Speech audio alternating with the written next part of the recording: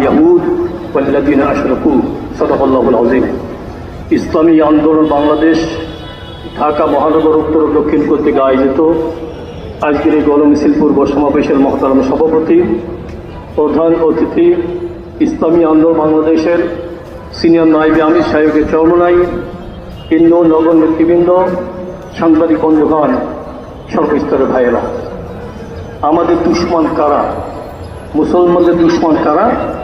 আল্লাহ পাক কোরআনে পাকে বলে দিয়েছেন।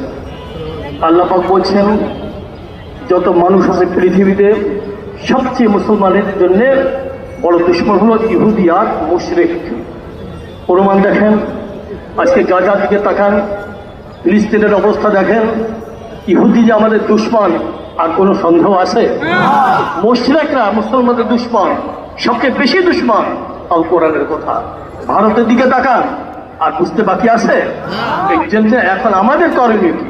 আমরা দেখি পাশ্চাত্যের বড় বড় যারা শক্তিধর আছে তারা বারবার করে মানবাধিকারের কথা বলে, আর আমরা লক্ষ্য করেছি যারা মানবাধিকারের কথা বলে তারা বেশি জুলুম নির্যাতনের সাহায্য সহযোগিতা করে। আজকে ইসরায়েলকে সাহায্য করছে আমেরিকা, তারা মানবাধিকারের কথা বলে।